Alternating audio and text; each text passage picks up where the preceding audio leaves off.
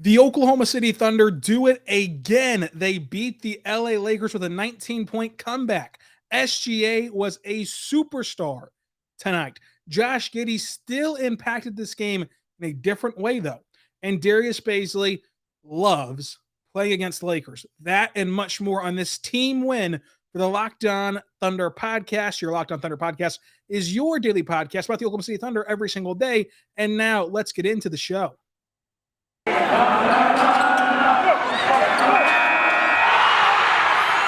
are Locked On Thunder, your daily Oklahoma City Thunder podcast. Part of the Locked On Podcast Network, your team every day.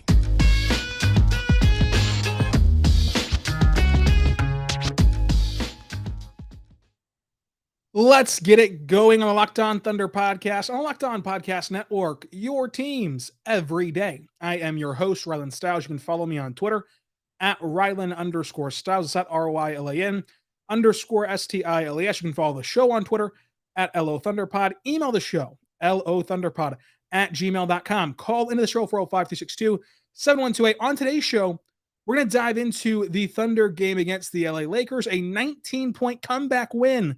Your Oklahoma City Thunder. The Thunder led by SGA and Josh Giddey. It was impressive. And what Josh Giddey did tonight, despite the box score, was very impressive. SGA was simply a star. Darius Bazley loves playing the Lakers, and it was a true team win in La La Land for the Thunder. This podcast is brought to you by McDonald's. It's brought to you by McDonald's, proudly serving communities since 1965. McDonald's has always been more than just a place to get tasty, affordable food. It's the unofficial community center. A big thank you to our friends over at McDonald's. They're always there for you. I am loving it at McDonald's. I'm loving this win by the Oklahoma City Thunder. They have 2 wins this year, both against the LA Lakers, who have championship aspirations. And not only wins against the Lakers, but dramatic come-from-behind wins where the Lakers just got disoriented. The Lakers just got out of it. You saw the beef between Russell Westbrook and Bazley last game. In this game, Carmelo Anthony just starts yelling at Lou Dort for some reason. He gets frustrated with Lou Dort. The Lakers are good against every other team except the Thunder. The Thunder just for some reason have their number, and we'll see them play again December 10th. Cannot wait for that game in the Paycom Center. This is a great game. And you all are great because you're listening to Locked On Thunder, and so we thank you for that. Thank you for making Locked On Thunder your first listen every single morning. We're here for you every single day, so subscribe for free on all platforms, including on YouTube, Apple Podcasts, Spotify, everywhere for free on all platforms. Locked On Thunder Podcast, your daily listen. Thank you so much for that. We start the way we always do with our game overview. Injury report. Lou Dort was active. Gabriel Deck was not. Vit, Trey, Wiggins, Watson Jr., all, of course, in the G League. LeBron James is out. Remember, he's out for at least a week for the Lakers. Kendrick Nunn is out as well. Trevor Ariza is out. Taylor Horton Tucker's out. And then AD did play. Dwight Howard did play. And Wayne Ellington did play after being listed on the report. Jay Huff was out. And then Sekou was a DNP coach's decision.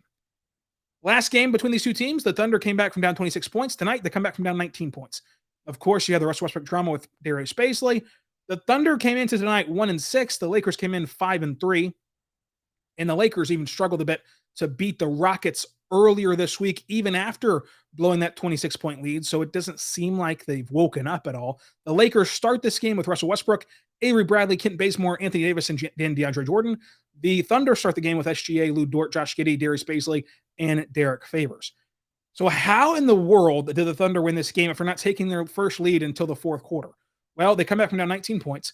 It was looking very bad at halftime whenever the Thunder just could not hit water out of a boat in the first half, where I was asking for Twitter questions for the podcast tonight. And we will use those on Tuesday and not get to them tonight because there's too much to talk about tonight. But on Tuesday, we'll do that after recapping the Spurs game Monday. So you have until Tuesday to go to Twitter and ask questions there at Rylan_Stiles. Don't have Twitter, no problem. Use the email, lothunderpod@gmail.com. The Thunder, again, did not lead to the fourth quarter, could not hit water out of the boat in the first half. They finished the night, though, shooting 43% from the floor. The Lakers shot just 41%. From three, both teams shot 36%.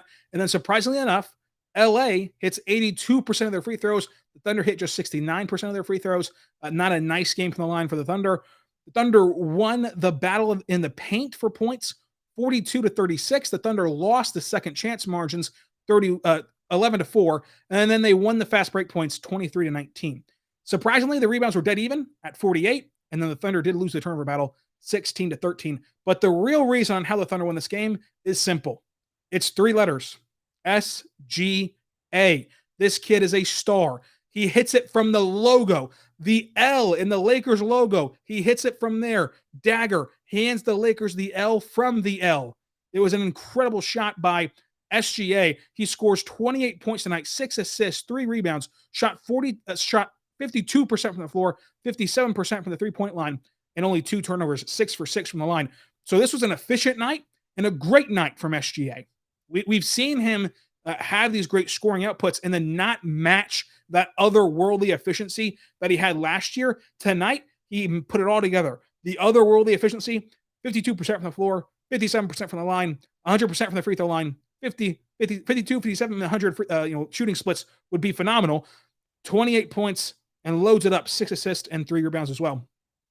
Only the 2 turnovers, which is impressive for a guy who's getting double teamed constantly and trapped and is recognizing that and getting the ball out of his hands safely and keeping the possession for the Thunder. A steal and a block on the other side.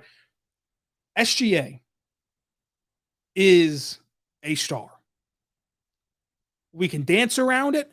We can try to guard our hearts from it, right? We can try to wait to see if he makes an All-Star game first. The All-Star game is completely political, and it based a lot on other factors than just play on the court. There's no denying, if you watch SGA play, this guy's a star. This guy is a bona fide star. And tonight could be that switch night. That night where you flip the switch for SGA. Much like that Bulls night last year. Remember the Bulls game? He almost single-handedly dragged this team back from down 22 points against the Bulls. Had that outrageous fourth quarter. And that was the first night where you saw SGA's kind of killer instincts. That first night where you saw SGA stop passing up good shots for great shots, stop passing up average shots for great shots, and started taking matters into his own hands. That was the first time we saw it last year against the Bulls. This can be one of those turning point games. And for SGA, he's had those moments, like last year against the Bulls, and actually ran with them, unlike other players on the team. So you have to believe that this can be that confidence booster to put SGA in that next gear. Because no matter if the fan vote says so, or if the politics of the player vote says so, SGA is a all-star in this league without question in terms of on-the-court production. But he's much more than that. And tonight, that flip of the switch that we saw was the emotion. Being that emotional leader. This was the most animated SGA we've ever seen in Oklahoma City. He was electric. Now, he jokingly blames it on Ty Jerome hyping him up, and so he saw Ty Jerome hyping him up, and so he got really excited. But he was screaming, he was yelling, and he had that edge to him all night long. And it just all kind of had an outburst, right? It just overflowed after that logo 3. But that switch happened emotionally, and you could see it in his game. Because Mark said during the post-game press conference that, I didn't see the 3 because I was trying to get Kendrick into the action, and I looked up and the ball was in the air. It's funny. It's a good haha moment. But if you didn't see the 3, I would not blame you. Because nobody expected, as good as SGA's been, and as we all know, he's worked on that 3-point shot and worked on expanding his range, worked on expanding his perimeter game. Nobody expected him to pull it from that logo. Nobody did. And Mark also joked about how it was bad clock management. He'll have to run laps for that. But nonetheless, nobody expected that. And we're seeing right before our eyes Shai evolve into that guy that has just unworldly confidence in himself in a good way and is going to take those tough shots. And is going to make those tough shots. I think what's so good about SGA is that he's a star and he's calculated. He's not going to shoot you out of games, but he knows the time and place. He knows what his team needs. He's going to deliver. He'll deliver more times than he doesn't. And the change we've seen from him as a perimeter scorer has truly turned him into a 3-level scorer. He already had a nice mid-range game. We know what he can do at the rim. We know how he can just slither his way to the rim and find a way to dissect the defense and get to the cup. Just find a random way, find a random path. And if there were such a thing in the NBA as baseball's route efficiency, the route tracker of SGA to the rim would be just a line that made no sense at all, but it somehow worked because he's that fluid and he's just that slippery to the rim. We know he can get to the rim. We know he can pull it from mid-range. And so now he's making these difficult threes. And so now there's nowhere on the floor that you can be safe when you're defending SGA. There's nowhere on the floor where you can put your hand down and relax. Now the Thunder still need to build this thing out, remember? But they've got one of those guys at least. And right before our eyes, SGA is becoming a star right here in Oklahoma City. And that's emotion we've never seen from SGA before in his entire career. And yet these people tried to tell you in 2 games into the season that SGA was disinterested and didn't care about this team, didn't care about his season, didn't care about anything like that. Don't listen to people outside of these Oklahoma City walls. The people that say that stuff, they don't watch the games. They see he's a good player. They see he's on a team that's losing games, and they just want him gone. He is jaw-droppingly amazing, as is McDonald's. McDonald's is incredible, proudly serving communities since 1965. McDonald's has always been there for you for tasty, affordable food. It's a place where friends and family can reconnect, a place where classmates can meet up for study groups, knowing they'll have dependable Wi-Fi and endless supplies of French fries and McFlurries. Win or lose, it's a place where teammates, competitors, and the home team or the away team can recharge. It's a place you always look forward to stopping on a long road trip to rest your legs and to refuel. We all remember the Little League days of going to McDonald's and then stopping there after the games. It was a fun time in our lives, and now it's here for us every single day to get us through the day. You always are on the road somewhere traveling and going to games or whatever you like to do, and you need a quick, reliable place to stop. And anywhere you go across the world, you can find a McDonald's. So go to McDonald's. And we even have a chance, if you want, to have a Locked On Thunder watch party at McDonald's. So tell me about that down below. I'm loving it. Ba-da-ba-ba-ba. I want to say right now about our good friends over at Calm. Calm is awesome. Do you know what makes LeBron James King James? It's sleep. That's right. Sleep is his superpower. Calm is the #1 app for sleep and meditation. And they've teamed up with LeBron James to help you activate the power of sleep. When it comes to athletes, we tend to focus on the physical fitness. But there's another side to the game that's just as important. It's mental fitness. Calm is the #1 app for sleep and meditation and has teamed up with LeBron James to help you train your mind and become a champion version of yourself. LeBron and Calm know that your mind is like any other muscle in your body. You do not have to be a world champion to learn how to train it. Calm can help you train your brain and sleep better, reduce stress, and perform your best, just like King James. For LeBron, sleep is a critical part of his mental fitness routine. He says, quote, "Getting good sleep and finding time to rest is one of the most valuable things I can do for my body and my mind. From the sound of rain falling on leaves to the bedtime sleep stories, Calm puts me to sleep within minutes, which means I wake up ready for any challenge." End quote. So if you head to calm.com /LockedOnNBA for a limited time, you're going to get 40% off of your Calm premium subscription. That's calm.com /LockedOnNBA. You have access to nature sounds LeBron James loves, like rain on leaves, and so much more, like sleep stories and meditations that you can do to get you ready for challenges that your life throws your way. Again, limited time only. Our listeners can join LeBron and use Calm and get a 40% discount as a Calm premium subscriber at calm.com /LockedOnNBA. Unlock content to help you focus, ease stress, and sleep better. That's calm.com, calm.com /LockedOnNBA.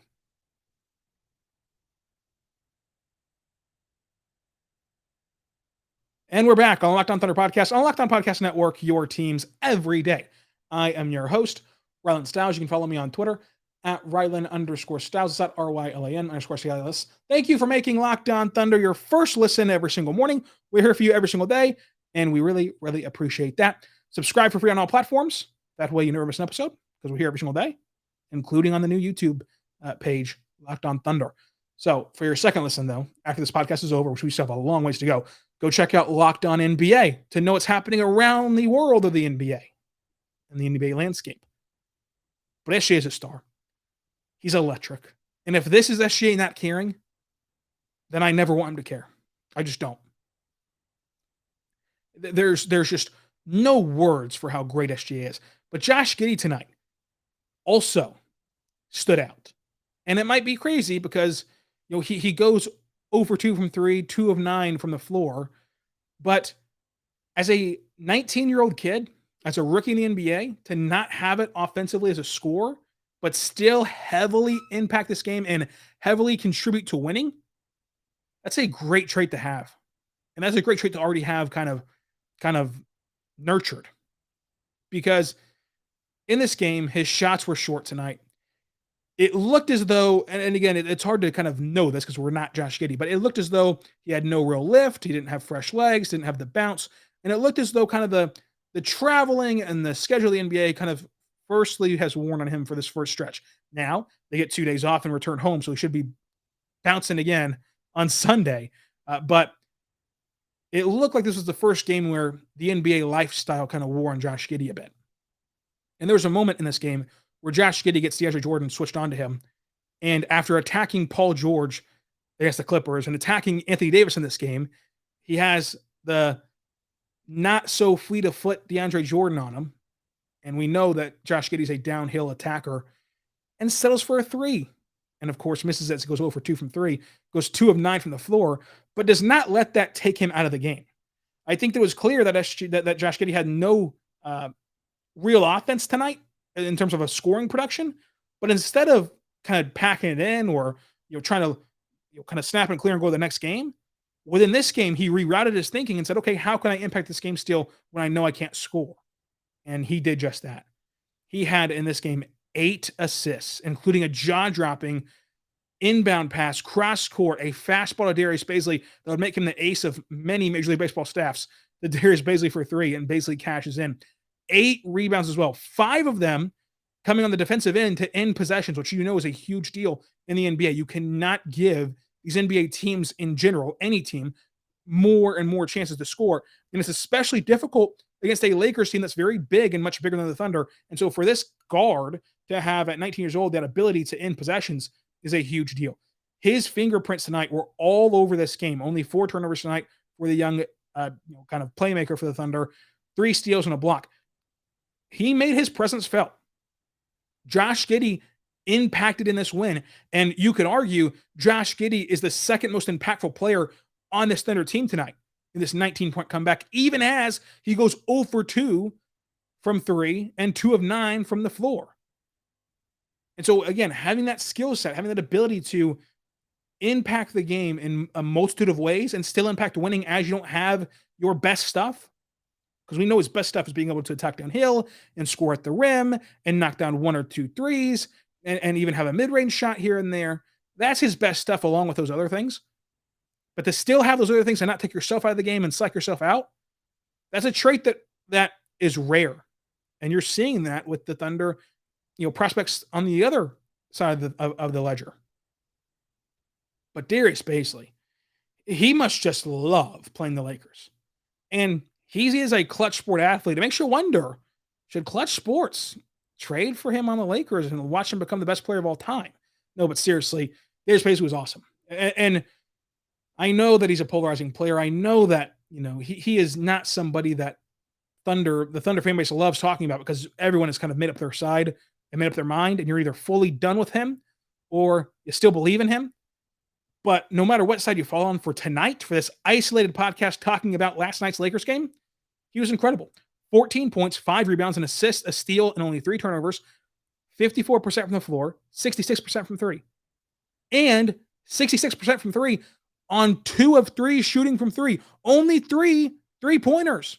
The rest of his points, the rest of his offense came from slashing down the lane, came from backdoor cuts, came from relocating on offense, and Josh Giddey throwing the needle to him. Josh Giddey on a lob pass.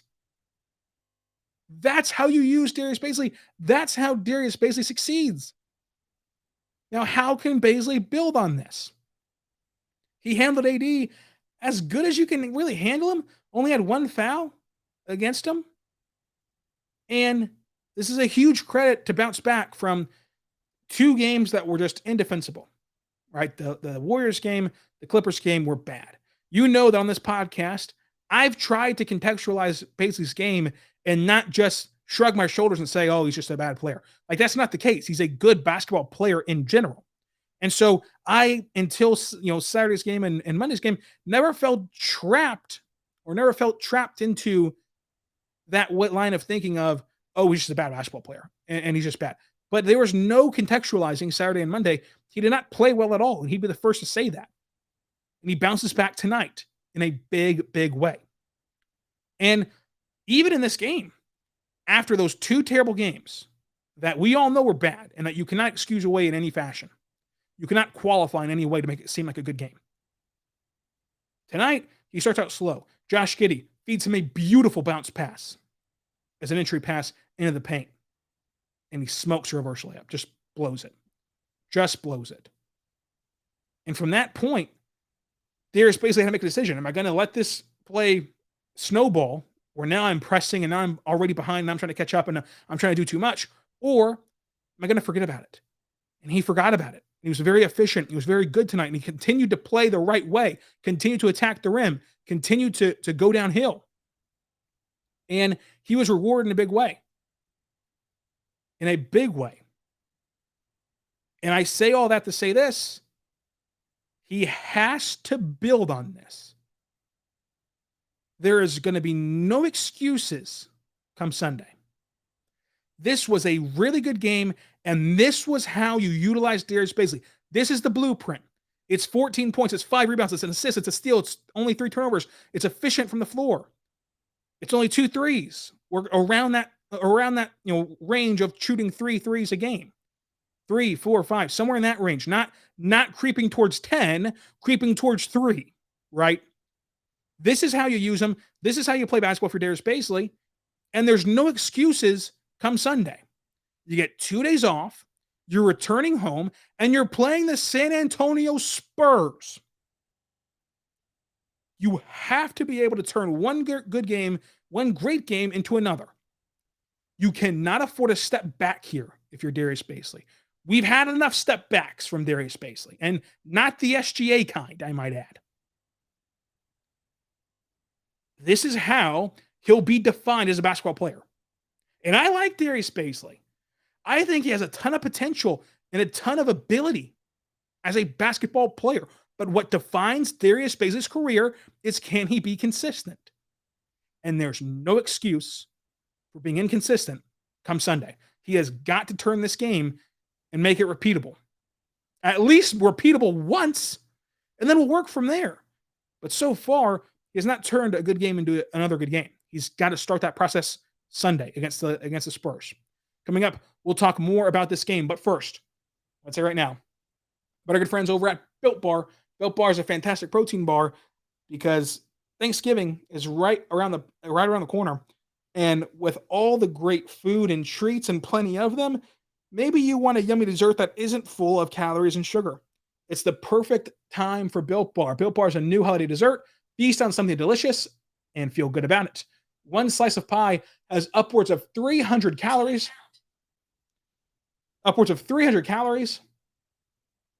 And that's on the low end. Most Built Bars are only 130 calories and only 4 grams of sugar with plenty of protein. Replace the coconut cream pie with a coconut Built Bar, or go to the raspberry Built Bar instead of the raspberry pie. Lots of good flavors to replace any pie. Low calorie, low carb, high protein, low fat, low carb, covered in 100% real chocolate. And they're a great option for when you're hungry. If Thanksgiving is not coming soon enough, go get a Built Bar or 2. So share some with your family at your family gatherings. There's going to be new surprises all month long, limited time only flavors at BuiltBar.com, and check back regularly for that.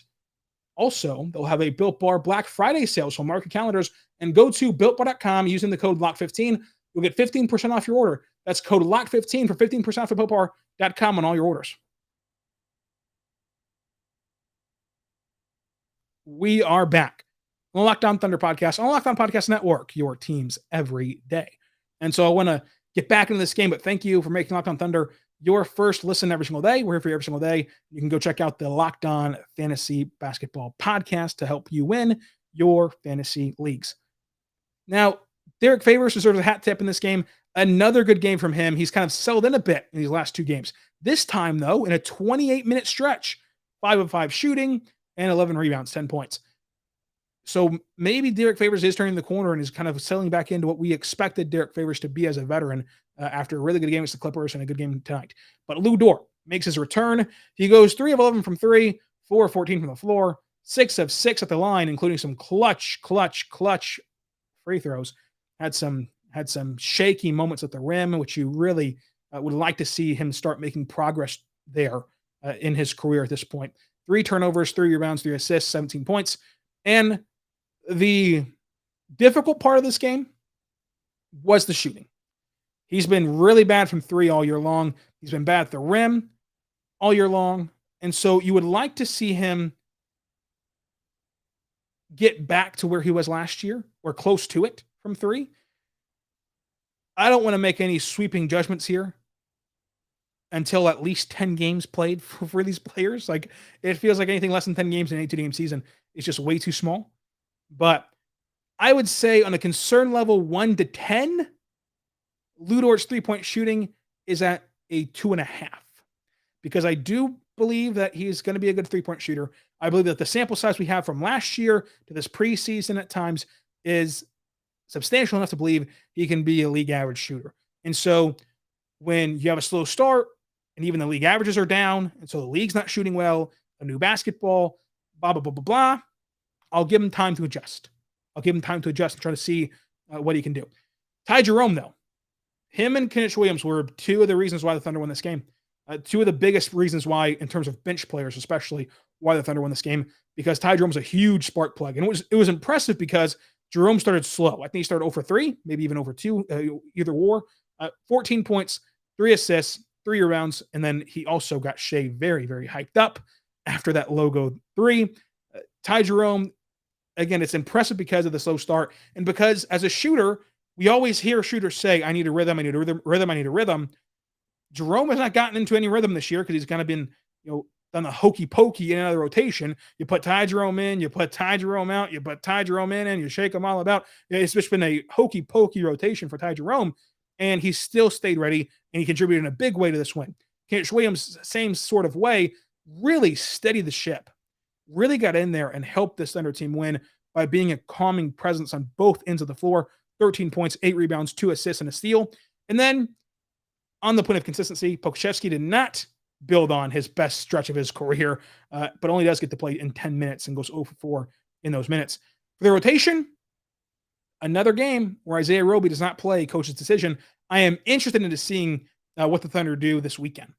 So the Blues start tonight on Friday night, and then they also play them on Sunday. I don't think that Isaiah Roby will be sent down. If he does get sent down on Friday, he could, but I don't think so, because they're just going to be getting back to Oklahoma City at some point Friday, and I don't know if you want him to fly in and immediately play. But Sunday, if you have no plans of playing Roby against the Spurs, or if against the Spurs he's only a break glass in case of emergency, get him some run with the Blue. Why not? And so that's the benefit of the Blue playing in the Paycom Center and playing in Oklahoma City. You can afford to do that. You can afford to get these guys running, get them right back up with the NBA team to be connected to your group and your unit, and then play in the following NBA game. But he only has a DNP coach's decision. Theo Maledon only plays 4 minutes. Muscala only plays 6 minutes. JRE plays in 10 minutes, or 9:58 to be exact. And then Pokusevski plays in 10 minutes as well. The bet of the day, I had Oklahoma City plus 12. Oklahoma City cashes in plus 12. Moneyball pick, SGA is what I picked, and he leads the team with 4, so that's right as well. MVP of the game, SGA. He was awesome tonight, and he turned himself into a star. Song of the game is Leaving LA by Father John Misty.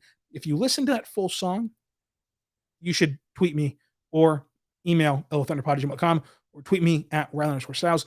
If you listen to that entire song, you deserve a follow back or whatever, something of any sort of small value I can give you, guys. It's a really good song, but if you make it through the whole thing, kudos to you.